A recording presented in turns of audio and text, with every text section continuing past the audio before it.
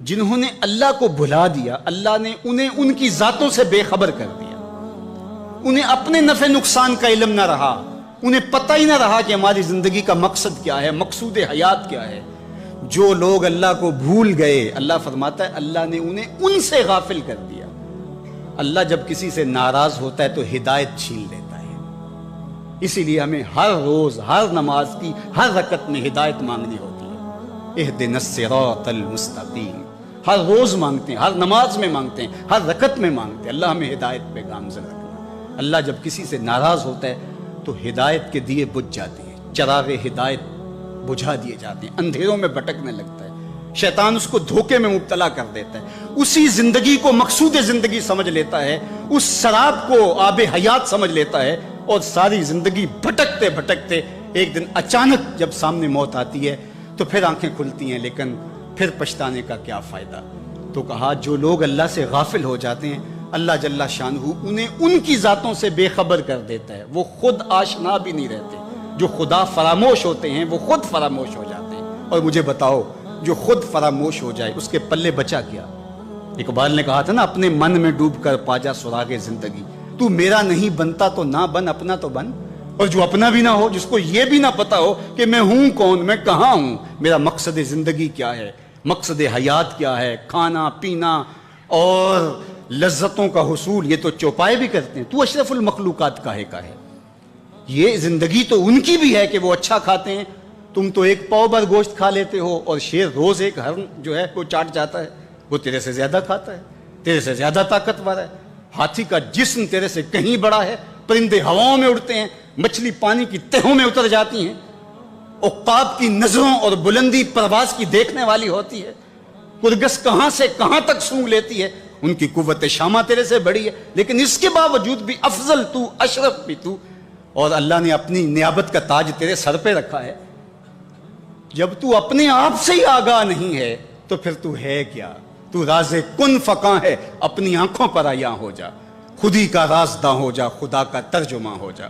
خودی میں ڈوب جا غافل، یہ سر زندگانی ہے، نکل کر حلقۂ شام و سحر سے جاوداں ہو جا، مسافے زندگی میں سیرت فولاد پیدا کر، شبستان محبت میں حریر و پرنیاں ہو جا، گزر جا بن کے سیلے تند رو کوہ و بیاباں سے،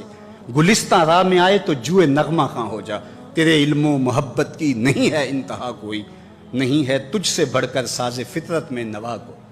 تو تو مقصود ہے، تو تو مسجد الملائک ہے، فرشتوں کی پیشانی تیرے حضور جھکی ہے، تو اپنے آپ سے آشنا ہی نہیں ہے، تجھے پتہ ہی نہیں کہ تو کون ہے،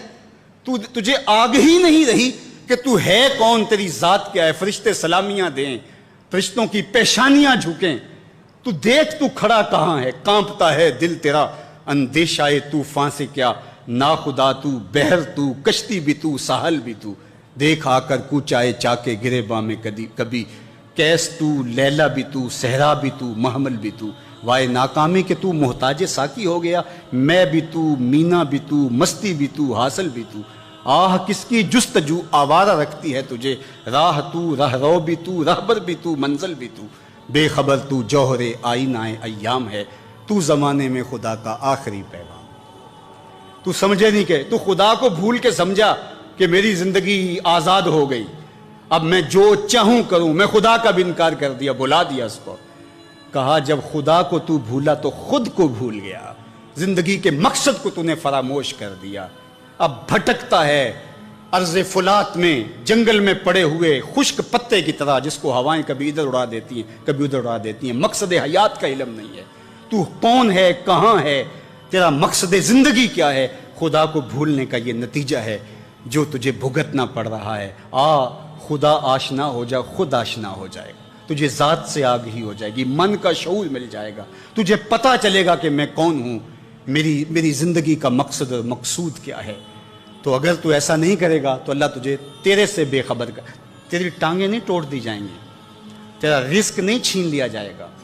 تیری آنکھوں سے روشنی نہیں اچکی جائے گی، تیرے کانوں کی سماعت نہیں کھینچ لی جائے گی، یہ سب کچھ ہوگا لیکن مقصد زندگی نہیں ہوگا۔ بندہ سمجھتا ہے میں نے انکار کیا تو کیا ہو گیا، میاں اللہ نے تجھ سے ہدایت لے لی۔ کسی زمانے میں ایک شخص نے عیسائیت قبول کر لی اسلام چھوڑ کے،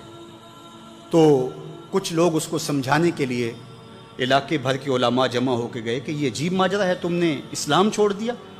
اس نے کہا ایک دن سخت سردی تھی اور میں نماز پڑھنے لگا تو بے وضو ہی پڑھ لی، اور بڑا ڈرا کہ یہ بہت زیادتی کی میں نے، تو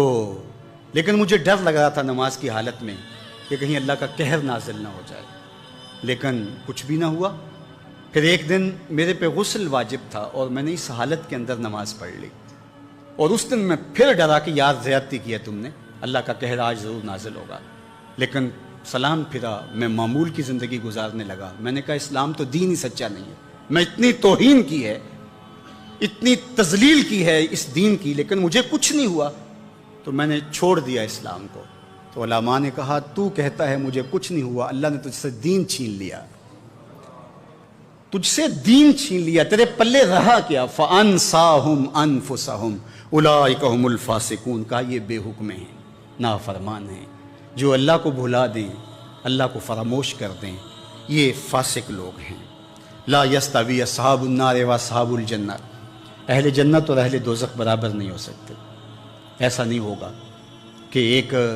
ساری زندگی بدکاریوں میں گزارے اور ایک نیکوکار اللہ کی رضا کی سائے میں زندگی بسر کرے اور قیامت کے دن ایک جگہ کھڑے کر دیے جائیں، ایسے نہیں ہوگا۔ افنجعل المسلمین کالمجرمین، اللہ فرماتا ہے ہم ماننے والوں کو اور مجرموں کو کیا ایک جیسا کریں گے؟ ایسا نہیں ہوگا۔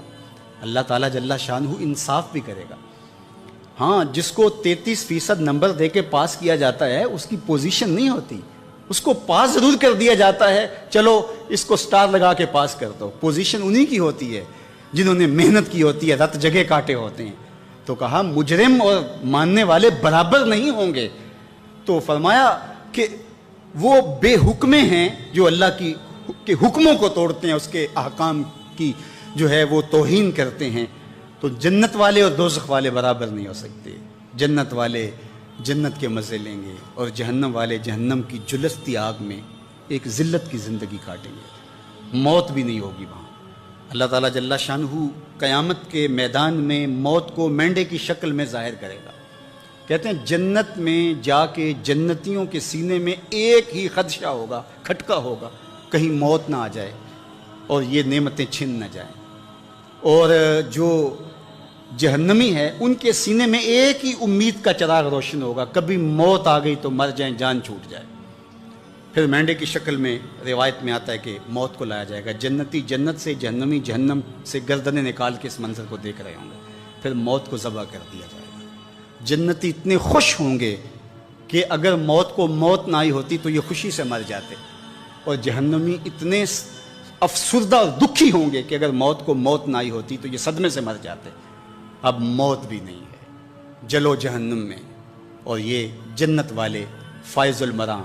اصحاب الجنت هم الفائزون، یہ کامیاب اور بامراد۔ اللہ اہل جنت سے کہے گا کہ اردیتم، کیا تم راضی ہو؟ تو وہ کہیں گے ہمیں کیا ہوا کہ ہم راضی نہ ہو، ہمیں تو وہ ملا کہ جس کا ہم تصور بھی نہیں کر سکتے تھے۔ میرے اور آپ کے آقا و مولا